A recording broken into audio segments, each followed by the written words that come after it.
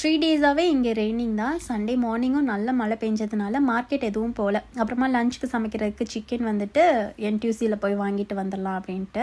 பிரேக்ஃபாஸ்ட்க்கு தம்பி பாப்பா 2 பேருக்கும் வந்துட்டு கொக்கோ கிரன்ச் கொடுத்துட்டு அப்படியே பிளாசா கிளம்பியாச்சு. அங்கே போயிட்டு ஒரே ஒரு ஃபுல் சிக்கன் வாங்கி மேக்ஸிமம் வந்து 16 பீசஸ் கட் பண்ணி தருவாங்க. ஸோ கட் பண்ணி வாங்கிட்டு வந்துட்டேன். இருந்தாலுமே பீசஸ்லாம் ரொம்ப பெருசாக இருந்துச்சு. அப்புறம் நான் மறுபடியும் அந்த கிரேவிக்கு ஏற்ற மாதிரி பீசஸாக கட் பண்ணி அப்படியே ஃப்ரிட்ஜில் எடுத்து வச்சுட்டேன். அப்புறம் சமைக்கும் போது யூஸ் பண்ணிக்கலான்ட்டு. தம்பி பாப்கார்ன் கேட்டுகிட்டே இருந்தாங்க. மைக்ரோவேவ்ல ரெடி பண்ணுறது சின்ன பேக்கெட் மட்டும் வாங்கிட்டு வந்திருந்தேன். கேரமல் ஃப்ளேவர் பார்த்தேன், கிடைக்கல. ஸோ பட்டர் ஃப்ளேவர் வந்து வாங்கிட்டு வந்திருந்தேன். ஸோ அதை அவங்களுக்கு வந்ததுமே ரெடி பண்ணி கொடுத்துட்டு அப்படியே லஞ்சுமே சமைக்க ஸ்டார்ட் பண்ணியாச்சு.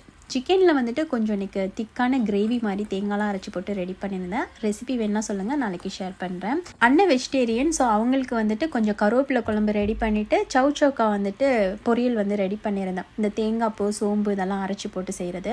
என்னோடய ஃப்ரெண்டு தான் இந்த ரெசிபி சொன்னாங்க. சாப்பிட்றதுக்கு சூப்பராக இருக்கும்.